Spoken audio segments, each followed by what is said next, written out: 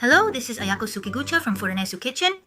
This time, I'm going to make seasonal Ko-miso. But unlike regular recipes, I'll be using the whole ko. Plus, instead of sugar, I'll be using fermented seasonings and plenty of mirin for a rich umami flavor and elegant sweetness that's gentle on the body. Usually I think most people only use the yellow peel, but this time I'll also be using the leafy part. So it will help strengthen your blood vessels and boost health benefits. I'll also introduce the wonderful nutrients of this ingredient, so please stay tuned. Please use this information to help manage your health during the winter. Here are the ingredients for the exquisite Ko-miso. First, we have ko. This time, the ko is a bit on the small side, so we'll use about half of it. Then we'll need miso, mirin, and honey. Yes, first is the ko. The ko has a lot of seeds inside, so carefully remove them using a spoon or something similar. There are quite a lot of seeds deep inside as well. Make sure to search thoroughly because you'll find big seeds like this coming out from deep inside as well.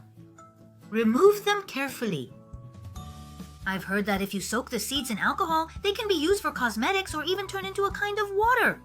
I've removed the seeds for now, but there are still some bits of pulp and a little fruit left in the segments. This is what it looks like. I want to use all of this as it is this time. First, slice the fruit thinly into small pieces. If you press it gently, it will be easier to cut it thin. Since it contains a lot of pectin, when you heat it, even the white parts inside will gradually change. The pectin softens and melts, and eventually everything dissolves. It all gets cooked down like that, so even if the white part is bitter, don't remove it, use everything. That way you can really get all the original nutrients from it, and it has a subtle flavor. Please chop it up finely, using the whole thing, and try to enjoy even the slight bitterness. Even without using a food processor, if it's about this amount, I think you can chop it finely enough with just a knife. When you press down like this, it gets pretty sticky, doesn't it? Then keep chopping it even finer. A bit of texture can add a nice accent, so please cut it to your preferred fineness. This is finely chopped enough, just like this. Now, put it on low heat. Next, add mirin, the finely chopped ingredients. This is the peel of the yuzu.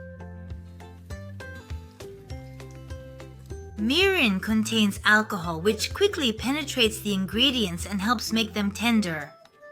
Since it also helps the flavors soak in better, simmering the roe in mirin first will make the skin of the roe nice and tender, and the bitterness of the roe will be mellowed out a bit by the umami and richness of the mirin. So the key is to simmer it thoroughly like this first. Be careful not to use too high heat. Let it cook slowly and gently. It will start to simmer like this. Once it starts to boil, lower the heat a bit and let it simmer gently like this. As for how long to simmer the roe, you can taste it to check. If the roe is nice and tender and the skin can be easily pressed and crushed with your fingers, it's ready. Right now, it's been about 3 minutes and you can see it's thickened quite a bit. The alcohol in the mirin has evaporated and it's simmered down nicely, and the roe is looking good too. The pectin has dissolved, giving everything a slightly thick and glossy texture. When it gets to this point, taste a bit of the roe, and if the skin feels a little sticky and soft, it's ready. Even at this stage, the wonderful aroma of the roe is filling the whole room. Working with roe, it's like a winter tradition, and it's really soothing. It's a very enjoyable task. Alright, now let's add the miso here. Use the miso you usually use. Any kind of miso is fine. I think the final result will change a little depending on the type of miso you use. If you use white miso, it will turn out really mild. I think it's fun to try different kinds of miso according to your preference. The consistency of the final dish will also change depending on how firm your miso is. For this time, the miso I'm using is fairly soft, so this consistency is just right. But if you want it a little thinner, please adjust it with some water. And now let's taste it a little here first.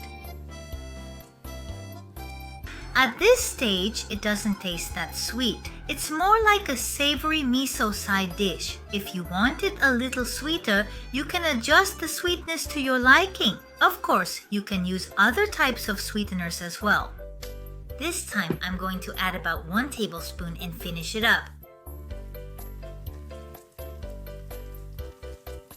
Since I get a lot of questions about this in the comments section, I'd like to introduce it to you.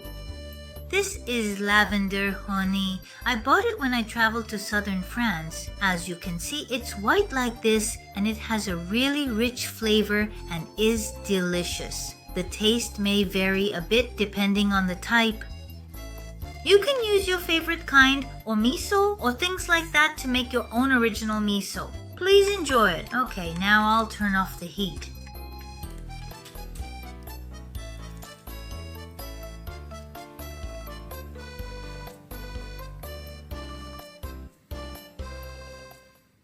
Tell you about the wonderful health benefits of yuzu. Speaking of that time, there is a custom of taking yuzu baths, and yuzu is known for its effect of promoting blood circulation and warming the body. In fact, it contains vitamin C and other vitamins, so it warms the body by dilating capillaries and promoting blood flow.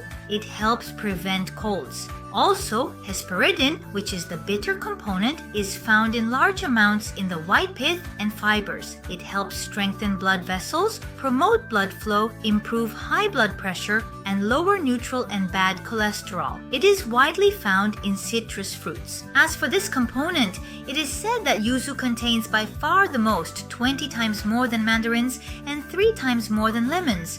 Yuzu also contains a lot of pectin. As a soluble dietary fiber, it boosts the count of beneficial gut bacteria and supports some of them. Therefore, by producing short-chain fatty acids, it helps maintain a healthy gut environment. It's such a wonderful fruit. It's a waste to use only the yellow peel, isn't it? Let me introduce some ways to use Yuzu Miso. You can use Yuzu Miso as a topping for simmered daikon or oden, or as a sauce for steamed vegetables. It's delicious either way. Also, if you spread Yuzu Miso and grill it, the flavor becomes even richer. It's also amazing when paired with grilled chicken or green onions.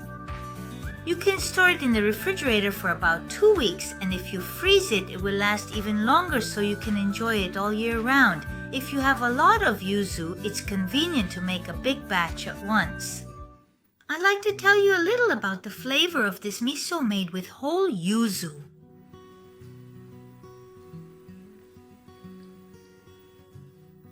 The sweetness is actually quite mild, so it doesn't have that sticky, overwhelming sweetness at all.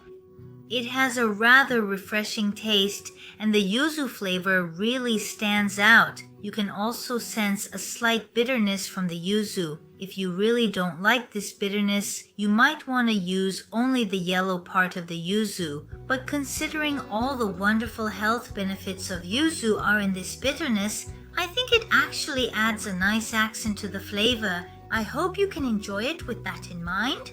Please try using it in various ways and have fun with it. So this time I introduced a completely original recipe that you won't find anywhere else using the whole yuzu. Yuzu is said to be an ingredient with nothing to waste, and every part can be used. Please try this mildly sweet, slightly bitter yuzu miso for adults. Thank you for watching until the end. Thank you very much. See you again in another video. Thank you for watching.